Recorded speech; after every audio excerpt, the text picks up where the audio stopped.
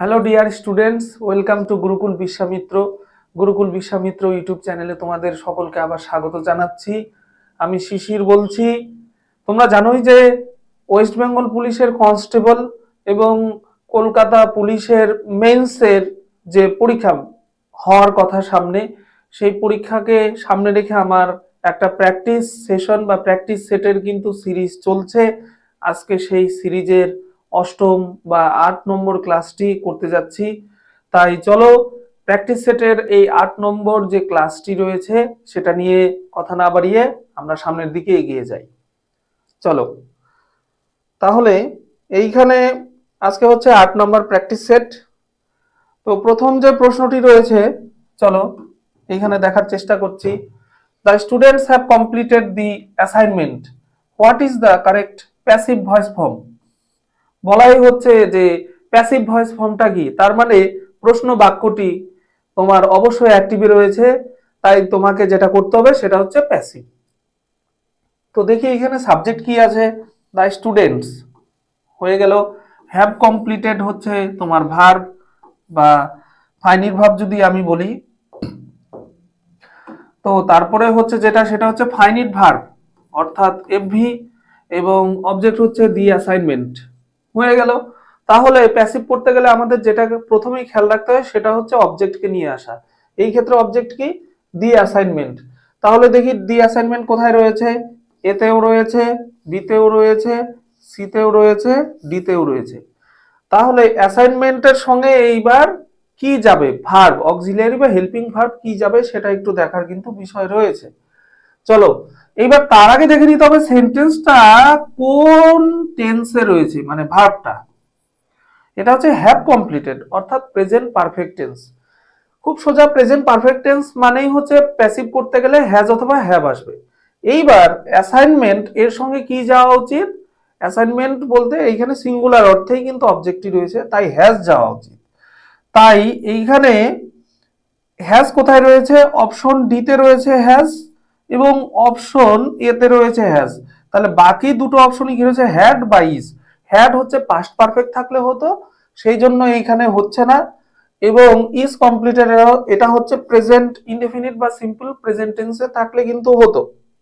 ঠিক আছে, তাহলে এইখানে ঠিক আছে। এইবার এ আর ডি এর মধ্যে তাহলে কোনটি হবে সেটা একটু আমরা বোঝার চেষ্টা করি। তাহলে যেহেতু পারফেক্ট টেন্সের প্যাসিভ ভয়েস করছি, তাই তোমার হেল্পিং ভার্ব অর্থাৎ হ্যাজ অথবা হ্যাভ এর পরে বিন অবশ্যই কিন্তু আসবে। তাহলে বিন কোথায় রয়েছে, এইখানে আছে কি না, তাহলে এটিও কিন্তু কাটা। সঠিক উত্তর তোমার কিন্তু অপশন এলিমিনেট করেও আমরা পেতে পারি খুব সহজেই। তাই এইখানে হচ্ছে অপশনে সঠিক উত্তর, দি অ্যাসাইনমেন্ট হ্যাজ বিন। এবার মেন ভার্বের থার্ড ফর্ম বা পিপি ফর্ম যেটা রয়েছে, পাস্ট পার্টিসিপল ফর্ম, সেটা তো রয়েছে কমপ্লিটেড কার দ্বারা, বাই দি স্টুডেন্টস। তাহলে 1 নম্বর প্রশ্নের সঠিক উত্তর হচ্ছে অপশন এ, অর্থাৎ the assignment has been completed by the students. তারপরে হচ্ছে question number 2, he said I will help you with the work, অর্থাৎ আমি তোমাকে এই কাজে সাহায্য করব। অর্থাৎ এখানে বলা হয়েছে what is the correct indirect speech, অর্থাৎ সঠিক ইনডিরেক্ট স্পিচটা কি সেটা তোমাকে নির্ধারণ কিন্তু করতে হচ্ছে। তাহলে আমরা দেখি এখানে রিপোর্টিং ভার্ব কি, সেইড সিম্পল পাস্ট। তাহলে এই পাশের যে ইনভার্টেড কমার মধ্যে থাকা যে অংশটি রয়েছে আমার, অর্থাৎ রিপোর্টেড স্পিচ, এর যে ভার্বের ফরমেশন রয়েছে উইল হেল্প, তো এখানে বিশেষভাবে বলবো যে উইল, শ্যাল উইল, এটাও কিন্তু পাস্ট ফর্মে যাবে। তো এখন বিষয়টা হচ্ছে এই যে ইনভার্টেড কমার মধ্যে থাকা যে সেন্টেন্সটি রয়েছে সেটা হচ্ছে তোমার সিম্পল ফিউচার টেন্স বা সাধারণ ভবিষ্যৎকালে রয়েছে, এটা হচ্ছে প্রথম কথা। এবং এখানে রিপোর্টিং ভার্ব রয়েছে হচ্ছে টিং ভার্ব বা রিপোর্টিং ভার্ব রয়েছে হচ্ছে সেইট। তাহলে এইখানে মূল সেন্টেন্সটি কিন্তু আবার অর্থাৎ ইনভার্টেড কমার মধ্যে থাকা সেন্টেন্সটি কিন্তু অ্যাসার্টিভ সেন্টেন্স আকারেই রয়েছে। তাহলে আমার জয়েনিং ওয়ার্ড বা সরি লিঙ্কার আসবে হচ্ছে হচ্ছে দ্যাট, দ্যাট চারটিতেই রয়েছে। এবং হি সেইড এবিসিডি, হ্যাঁ সিতে কিন্তু নেই, দেখো এটা প্রথমে গেল, হি সেইজ তো আর আসবে না, হি সেইডই থাকবে। তাহলে হি সেইড, অপশন বি ও হি সেইড। এও হি সেড, বিতেও হি সেড এবং ডিতেও হি সেড, দ্যাট। তাহলে সি কিন্তু আমার প্রথমেই এলিমিনেট হয়ে গেল। এইবার হচ্ছে বিষয়, লিঙ্কার পেয়ে গেলাম, সি চলে গেল। এইবার হচ্ছে I will help you with the work. তাহলে আই কাকে নির্দেশ করে? কাকে নির্দেশ করছে? আই। আই হচ্ছে যে কথাটি বলেছে তাকেই কিন্তু নির্দেশ করছে। এখানে কথাটি আসলে কে বলেছে? হি। তাহলে আয়ের পরিবর্তে আমার প্রোনাউন তাহলে কি আসছে? হি। তাহলে হি দেখি কোথায় রয়েছে? অপশন এ তে রয়েছে এবং কিন্তু অপশন সি তে রয়েছে, কিন্তু সি তো আগেই কাটা গিয়েছে। তাহলে এই ক্ষেত্রে অপশন বি তেও আই দিয়ে শুরু এবং অপশন ডি তেও আই দিয়ে শুরু। তাহলে নিঃসন্দেহে বি সি ডি কিন্তু হচ্ছে না। মানে দেখো একটা জিনিস হচ্ছে, তুমি যদি ভালো মতো প্রশ্ন বাক্যটি পড়ে নাও, একটা জিনিস বোঝার চেষ্টা করো, তুমি যদি ভালো মতো প্রশ্ন বাক্যটি পড়ে নাও এবং পর পর ধরে ধরে, তোমার তো নিয়ম ইতিমধ্যেই জানা আছেই কম বেশি আশা করছি, বা না থাকলে সেটা তো একটা বিষয় রইলই। তো আমরা যদি যেটা করব আর কি, যে আমি প্রশ্ন বাক্যটি ভালো করে পড়লাম এবং পর পর যদি স্টেপ অনুযায়ী আমি এগিয়ে যাই, তাহলে কিন্তু খুব সহজেই মানে আমার গোটা সেন্টেন্সটি, অর্থাৎ এ বি সি ডি চারটি অপশনের গোটা সেন্টেন্স বা ফুল সেন্টেন্স পড়ারই দরকার নেই। এই ক্ষেত্রে দেখতে পেলে তো কি সুন্দরভাবে করলাম। তাহলে হলো হি সেইড দ্যাট লিঙ্কার, আইটা নির্দেশ করছে হি কে, তাই হি হলো। এইবার হি এর সঙ্গে কি বসা উচিত? উইল। কিন্তু যেহেতু এখানে রিপোর্টিং ভার্ব তোমার পাস্ট টেন্সে রয়েছে, তাই ওই পাশের ফিউচার টেন্সটা কি হয়ে যাবে? অতি অবশ্যই হয়ে যাবে হচ্ছে অতীতকালে কিন্তু চলে যাবে, অর্থাৎ ভবিষ্যতের অতীত। আমি যে জিনিসটা বলি, অর্থাৎ ভবিষ্যতের অতীত কিন্তু হয়ে যাবে। তাহলে হি উইল যেটা বসতো সেটা উড হয়ে গেল, এবং যেহেতু অলরেডি আমার পাস্টের শক্তি বা প্রভাবটা উইলের মধ্যে গিয়ে উড হয়ে গিয়েছে, তাই হেল্পের সঙ্গে কিন্তু আর ইডি বা হেল্পের কিন্তু পাস্ট ফর্ম বসবে না, তাহলে হেল্প হয়ে গেল। ঠিক আছে, তারপরে কি ইউ। এইবার আরেকটা জিনিস, এই ইউ কাকে নির্দেশ করছে? হি যাকে কথাটা বলেছে। এইবার লক্ষণীয় বিষয় হচ্ছে একটা জিনিস মাথায় রাখবে, ধরো আই সেইড বা রাম সেইড বা হি সেইড, এরকম যদি টু মানে কাকে উদ্দেশ্য করে কথাটা বলছে সেরকম যদি না বলা থাকে, ধরে নিতে হবে যেন আমাকেই বলছে, তাহলে এই ক্ষেত্রে হয়ে যাচ্ছে মি, মানে হচ্ছে আমাকে বলছে। তারপরে কি? With the work. তাহলে হয়ে গেল। আমি আবার পড়ে নিচ্ছি। অপশন হচ্ছে এ সঠিক উত্তর। He said that he would help me, he would help me with the work. তাহলে বোঝা গেল খুব বেশি কঠিন কিছু ছিল না, একটা ভয়েস ছিল। কোশ্চেন 2 তে আমরা একটা ন্যারেশন চেঞ্জ পেলাম। এইবার আমরা 3 নাম্বার প্রশ্নের দিকে যাই। খুব সোজা প্রশ্ন বলবো কি না, একটু বোঝার বিষয়, কারণ কেননা এখানে ডিগ্রি চেঞ্জের উপরে কিন্তু প্রশ্নটি রয়েছে। বলেছে she is the tallest girl in the class. তাহলে আমরা জানি টল, টলার, টলেস্ট, তাহলে এটা অবশ্যই সুপারলেটিভ ডিগ্রি। এবার বলেছে what is the correct comparative degree. Comparative অর্থাৎ টল, টলার, টলার কিন্তু আসতে হবে। এবার আমি কি করব? অপশন দেখে বোঝার চেষ্টা করব যে টলার কোথায় আছে। অপশন এ তে টলার রয়েছে, অপশন সি তে কিন্তু টলার রয়েছে। তাহলে দ্য মোস্ট টল তো কখনোই হয় না, টল, টলার, টলেস্ট সিঙ্গেল সিলেবল, তাই হচ্ছে টল, টলার, টলেস্ট। তাই তো, তাহলে মোস্ট টল হচ্ছে না, মোর টল এটাও হচ্ছে না, কেননা মোর টল হতে পারে না, টল, টলার, টলেস্ট, মোর টল বলে কোনো কিন্তু কথা হয় না, তাই তো। তাহলে বিডি, দেখো আমি তোমাদের একটা জিনিসও বোঝানোর চেষ্টা করছি, অপশন দেখে কি করে সহজে অল্প সময়ে প্রথমেই আমরা অপশনগুলোকে এলিমিনেট করে দিতে পারি। তাহলে এ আর সি থাকলো পরে, এই এ আর সি এর মধ্যে কোনো একটা কিন্তু সঠিক উত্তর হবেই। তাহলে বিষয়টা হচ্ছে আমার সাবজেক্ট কি? শি।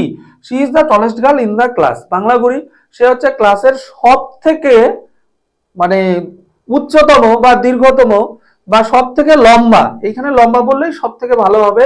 টল, টলার, টলেস্ট মানে লম্বাতম বা সবচেয়ে লম্বা মেয়ে, অর্থাৎ সে ক্লাসের সবচেয়ে সবচেয়ে কিন্তু লম্বা মেয়ে।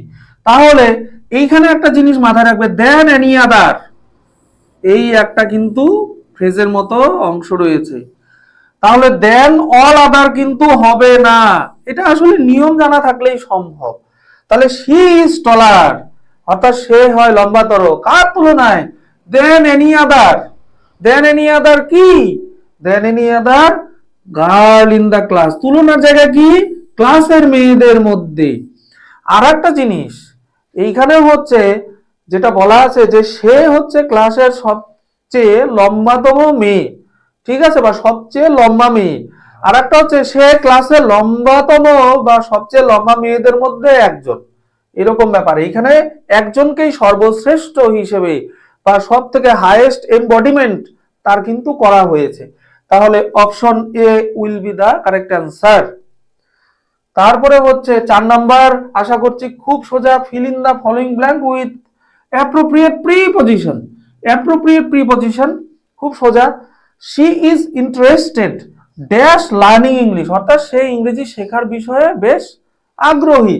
তাহলে এই সব ক্ষেত্রে কি হবে, she is interested of, she is interested by, she is interested in, she is interested on. তাহলে এর জন্য আমাদের মুখস্থ বিদ্যা বা ইংলিশ ভোকাবুলারি যেটা রয়েছে সেই পার্টটাকে স্ট্রং করা দরকার। তো এই ক্ষেত্রে হলো শি ইজ ইন্টারেস্টেড ইন, এটা হচ্ছে অ্যাপ্রোপ্রিয়েট প্রিপজিশন। এই জিনিসগুলোকে মুখস্থ করেই কিন্তু রেডি করতে হবে, তা না হলে কিন্তু মুশকিল।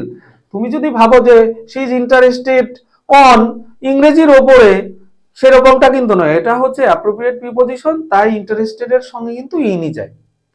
হয়ে গেল। তারপরে দেখছি 5 নম্বর প্রশ্ন, identify the error in the following sentence. খুব সুন্দর, অর্থাৎ নিচের বাক্যটিতে এরর বা ভুল খুঁজে বের করতে হবে।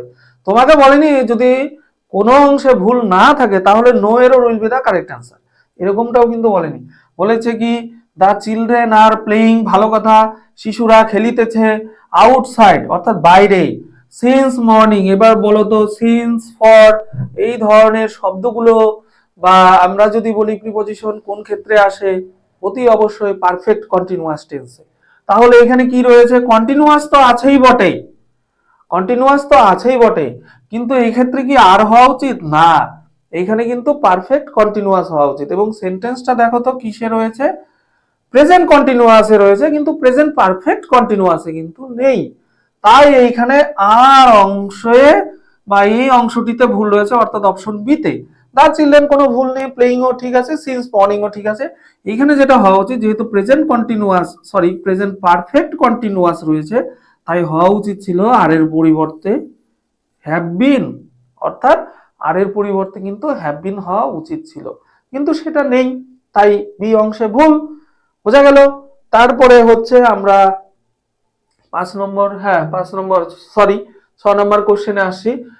Choose the word that is closest in meaning to বেনিভলেন্ট।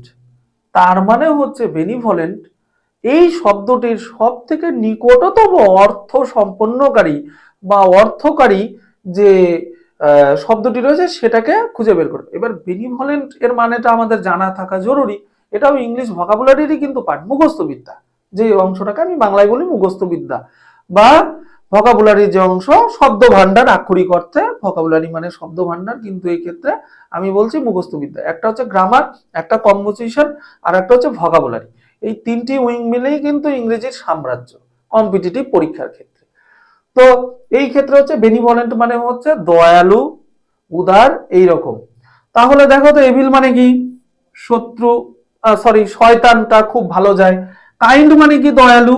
Lazy মানে কি, লেজি মানে হচ্ছে অলস। আর ক্রুয়েল মানে হচ্ছে নিষ্ঠুর।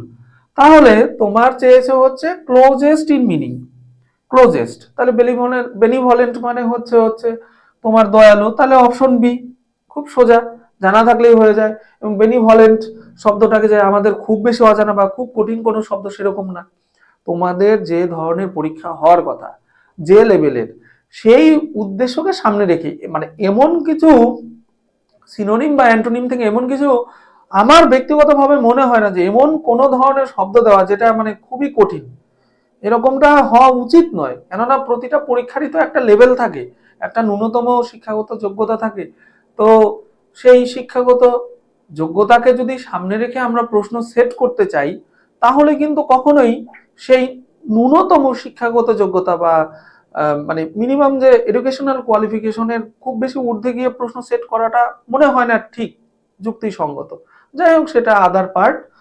তো বেনিভোলেন্ট এইখানে 6 এর দাগে সঠিক উত্তর হয়ে গেল kind. Choose the word that is opposite in meaning, অর্থাৎ বিপরীত। এর আগেও আমরা হয়তো পেয়েছি কোনো একটা প্র্যাকটিস সেটে। ডিলিজেন্ট এর হচ্ছে বিপরীত শব্দ। এবার ডিলিজেন্ট মানে হচ্ছে বেশ পরিশ্রমী, ইন্ডাস্ট্রিয়াস, বা ডিলিজেন্ট অর্থাৎ পরিশ্রমী, হার্ড ওয়ার্কিং। এই তো এইখানে তো দেওয়াই আছে। তাহলে ডিলিজেন্ট মানেও যা, হার্ড ওয়ার্কিং মানেও কিন্তু তাই। কিন্তু তোমাকে কি করতে বলা হয়েছে, যে এই যে ডিলিজেন্ট এই যে শব্দটি রয়েছে অর্থাৎ পরিশ্রমী, এই শব্দের বিপরীত শব্দ মানে অলস বা আলসে, এরকম শব্দ তোমার অপোজিট হিসাবে খুঁজে বের করতে বলা হয়েছে। তাহলে ল্যাজি খুব সহজেই বোঝা যাচ্ছে। ইন্টেলিজেন্ট মানে বুদ্ধিমান, এটাও হচ্ছে না এই ক্ষেত্রে। অনেস্ট মানে সৎ, খুব সোজাই ছিল অপশনগুলো, হার্ড ওয়ার্কিংও কিন্তু নয়।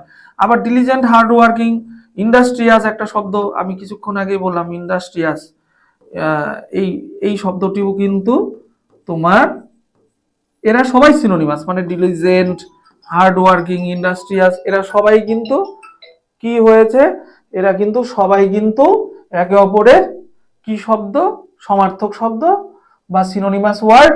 আর তোমাকে বলেছে হচ্ছে বিপরীত শব্দটা খুঁজে বের করতে। ঠিক আছে, তাই 7 দাগের তোমার সঠিক উত্তর হয়ে গেল কিন্তু ল্যাজি। ঠিক আছে, এখানে কিন্তু হয়ে গেল 7 দাগের উত্তর এইটাই। তো তারপরে আমরা কোশ্চেন নাম্বার 8 এ যাচ্ছি। What does the phrasal verb given mean? Given মানে কি? বশ্যতা স্বীকার করা, টু ইয়েল্ড। তো এইখানে যেটা বলেছে, টু এগ্রি রিলাক্টেন্টলি। রিলাক্টেন্টলি মানে হচ্ছে অনিচ্ছুক ভাবে, ইচ্ছা নেই তবুও এগ্রি করতে হচ্ছে, এরকম।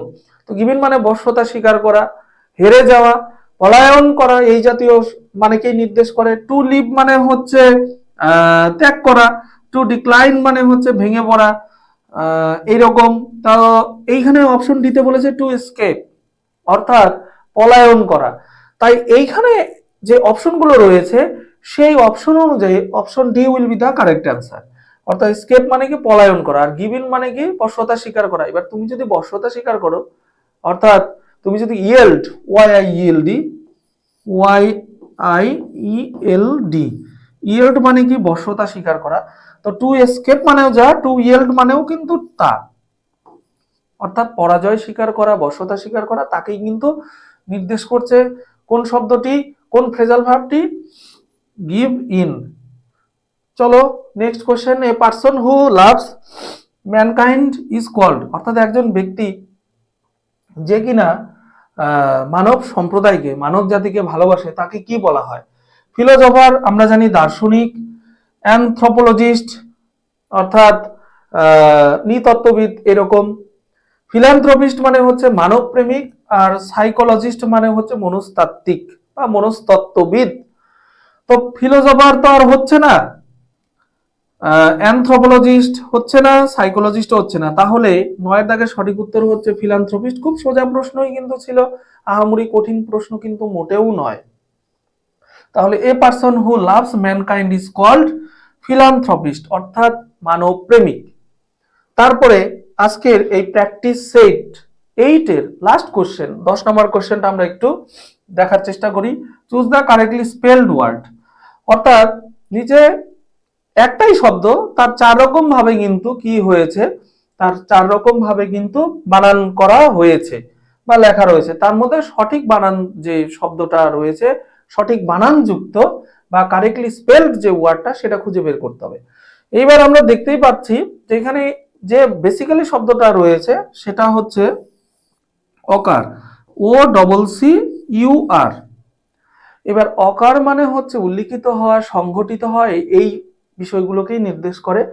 তো এখানে পাস্ট ফর্মে কিন্তু রয়েছে, সেই দিক থেকে বিচার করলে এইখানে ও double C U double R E D, এটাই হওয়া উচিত সঠিক বানান।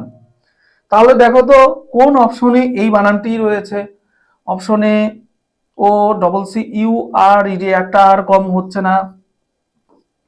Option C O C double C হওয়া উচিত, নেই। অপশন ডি ও একটাই C U triple R, triple R তো আসার কথাই নয়। তাহলে হচ্ছে অপশন বি।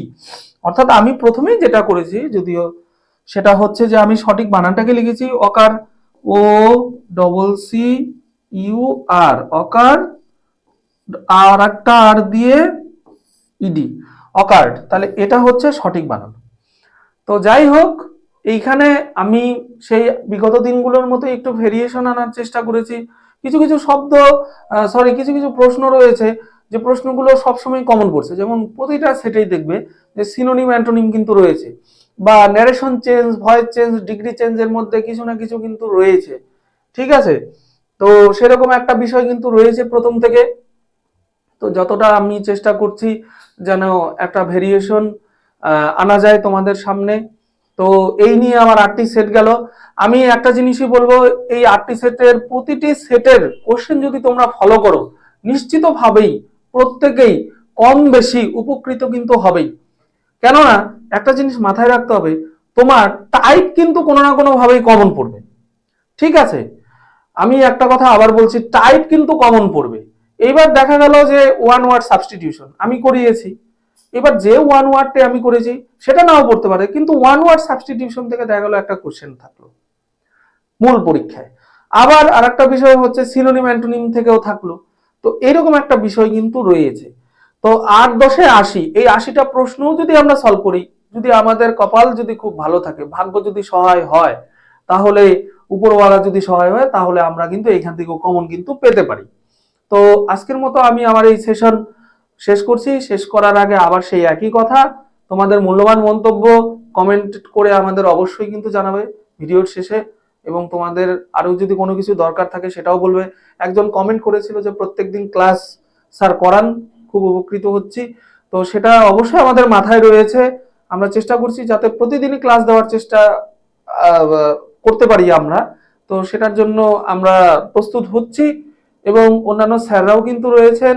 সামনে কিন্তু একটা পরীক্ষার জোয়ার কিন্তু আসছে, সেই জিনিসটাকে মাথায় রেখে আমাদের কিন্তু খুব মনে প্রাণে জোর দিয়ে পড়াশোনা করা দরকার। তো এটুকু বলে আজকের মতো এখানেই শেষ করছি। সবাইকে আবার ধন্যবাদ জানিয়ে আমার ক্লাস এখানেই আমি শেষ করলাম। ধন্যবাদ।